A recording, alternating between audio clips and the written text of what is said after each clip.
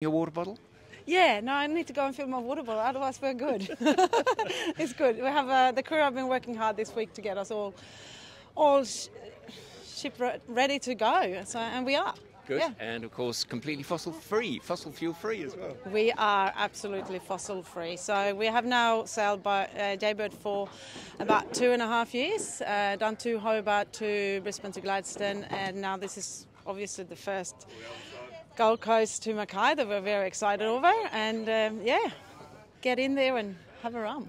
And get in there and have a rum. And the Ocean Crusaders thing is going well. You're in charge of the Swedish end, am I right? Yes, we do have Ocean Crusaders both here in Australia and in Sweden. Doesn't matter where you are in the world, our oceans are all connected, and we need to look after them. It's always trash to pick up, unfortunately. Yeah, sadly. So how do you see this race playing out for you guys? If we can be where we want to be in the top fleet, just sit there. We're so looking forward to have a good match race with Denali. Yeah. So they're really happy that they are. Two of the older TPs around the place, or the 50s at least around the place. Yeah, exactly. Yeah. It's so nice to see us compare. Like they were just before us coming into the Durban. In the end of last year, so It's looking forward to race against them again. Good. Well, many thanks and all the best for the race, and hopefully we'll hear about your result in Mackay. Thank you so much. All right, and, catch you later. Safe trip. Good. So we're going to do a bit of a dock walk, and should probably turn the camera around. We've got Stewie here, Stewie Don. Some of you will remember both voice and face from our driving. He's going to be joining us out on the water there. He's not driving this time, are you, Stu? No, looking forward to watching from the sidelines a little bit. But watching, you're going to be participating. Being a part of the commentary team, absolutely. Good. So we're going to go down and see if we can just get a quick word with Jake on Yeah Baby. Here we go. All right, sorry, okay. There's a man in a hurry here, so we better get a quick chat on. Oh, you like? No, hopefully we didn't hear that bit in the background. So, Jake, all ready to go? We are, yep. I can't believe you're in a T-shirt and shorts. What's going on? We're trying to. It's a tropical race. You know, we're heading north. We're going to the beautiful tropics of Queensland. So. Trying to keep warm, you know, it's not really that important. So. And Annie Lamont, unfortunately, not able to sail, but you're still subbing in as skipper? Yeah, he'll be down here shortly, hopefully to wish us off. And we've got a great crew, boys and girls on the boat, and we've been sailing together a long time. So, you know, Andy is instrumental normally, but he'll be with us in spirit for sure. Of course. And what do you make of the race and the weather you've just heard? It's hard to tell. I mean, there's a little bit of breeze, there's a lot of breeze, and hopefully we've got the right kites. And there's a bit of sea as well. Yeah, but we love it. Yeah, we love a bit of wind and love a bit of swell, you know. Good. So, yeah, no. All right, we'll wish you the best and look forward to seeing your result up there. Okay. I'm off for a poo. Oh, please. He was going to say it on camera, wasn't he? Live on camera. Right. Oh dear, what can you say? Okay, so we're going to do a walk and see if we can catch Speezy. While we're doing that, Stewie, we've just been through the briefing. And We've got interesting sort of pattern. Just very briefly, while we're sort of wandering down that direction, tell us a little bit about what they've been saying about the weather.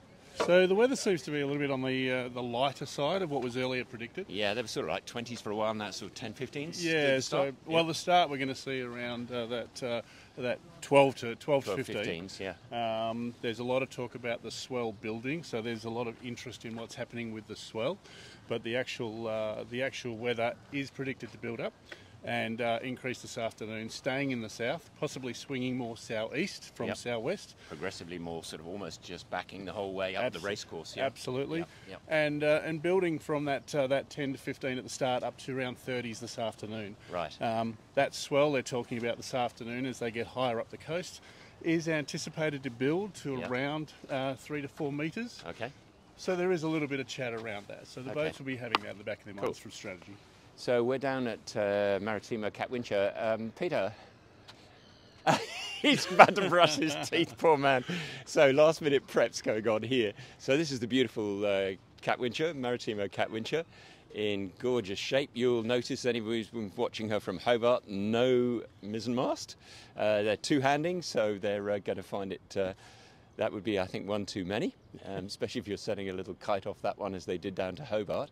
And you can see pretty low freeboard. I think you were talking to Speezy, and he was sort of saying they're planning to sort of go sort of stay more inshore? Yeah, so I think some of the boats just generally there's a course consideration to whether you cross the currents and go offshore, chasing stronger breezes, or you stay inshore, potentially looking for an opportunity for a slight south to north current. I think some of the smaller boats are choosing or discussing more positively the inshore path. Right. So, well, we might ask the man himself. There's Peter Vykogas here. If he can spare us 1 minute. Here comes Speezy walking down the gangway. That's all right. We'll have a quick chat with you because people know Speezy far too well. So, how are you going here, Peter? I'm good. Sort of ready to go? Yeah, I'm ready to go. Good. Excited. Okay. So, for those who don't know, I think you and Speezy share a love of NS14s. Am I right? I raced NS14s for a long time. I built quite a few of my own, and I won, I think, 13 or 14 national titles in that class. Right. Cool. So yeah, I enjoy building my own boats and sailing my own boats. And Speezy rocked up at our local club in Balmoral a few months ago, and showed everybody the way around the course. How are you going, Speezy? You good? Yeah, we're good. Yeah. You're sort of happy. What are you thinking about the forecast and things for you guys? I think in a boat this size and being two up, I think seamanship's the buzzword, and just look after it. And I think tactically everything will fall into place after that. Okay. So. Cool. And managing pacing, fatigue and other things as well, Peter, I take it? just taking your turn, getting as much sleep as possible when you're not steering the boat, just looking after yourself and making sure you're ready for the next change. Yep, fair enough. And Speezy, fairly low freeboard, so in a bit of a sea, she ships a bit of water, does she? Absolutely, yeah. And so you'll be the faster it goes, the lower it goes. So. The faster it goes, the lower it goes. So it's, most other boats go the other way, they pop out, but this sort of keeps digging a hole, so you certainly don't get nosebleed sailing it.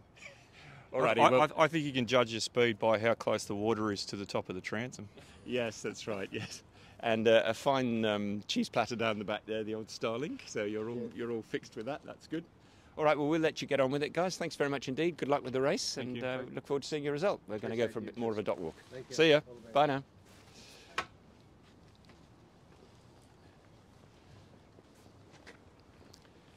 Right, so, sorry, bit of a gap there while we were just considering that. Here comes Craig. He's going to be doing all the shooting from the air.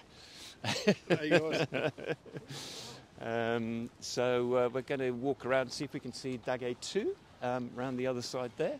Sorry, so Stu, so sort of building breeze, building seaway, because that's suddenly going current to start with. What's sort of happening once they get around Kagari, Fraser Island and so on? Yeah, so the pressure is predicted to go potentially back to the southwest again. Okay. However, it does look like the currents are influencing that up the top above Fraser Island. Right. And we'll keep those boats that are up there in the pressure, we'll keep in the southeast. Sort of easing as it's coming into the southeast. And it is. It will soften.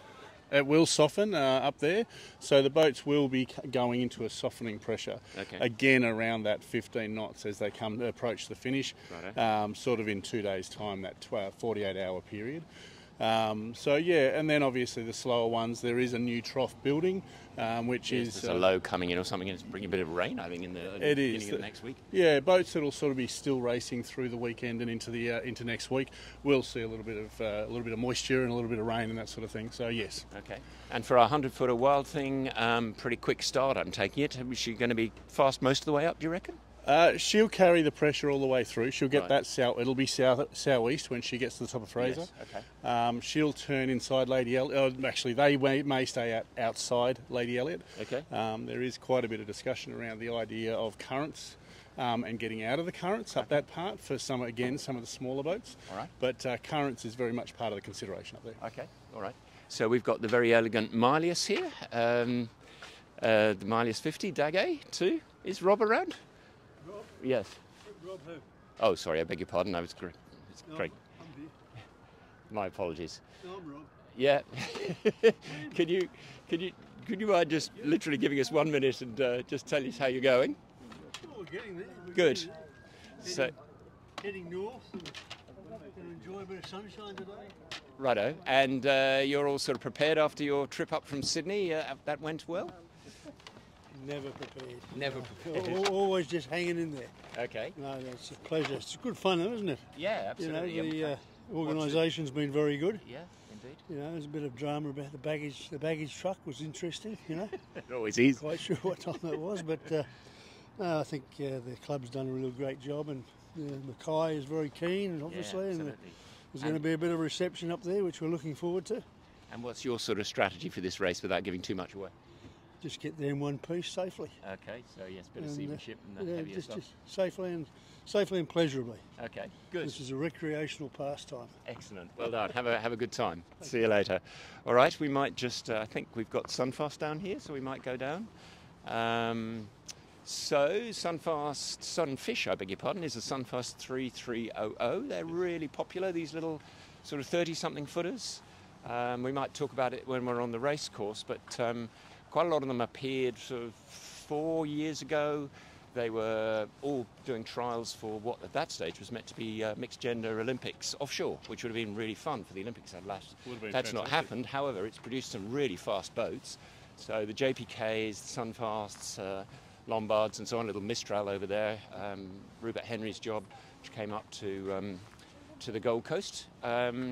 I think too. I think the smaller boats are also very much about the opportunity for two-handed, which we've seen that as a class build. Yes, absolutely. Yeah. And it's really taken off with a lot of these boats, predominantly initiating in Europe, Yep. and then starting to turn up in Australia. And it does give these guys who that next level of opportunity to sail and use their skills and potentially own a boat that they can race in Hobarts and stuff these days. Yeah, absolutely. So it's Smuggler, Smuggler's been come up from the south, and I have managed to get the wrong arm here. Of course, we're one arm down, I think, for Sunfish. So we'll. I think what we'll do for the moment is we'll cut for now, and then we might just see.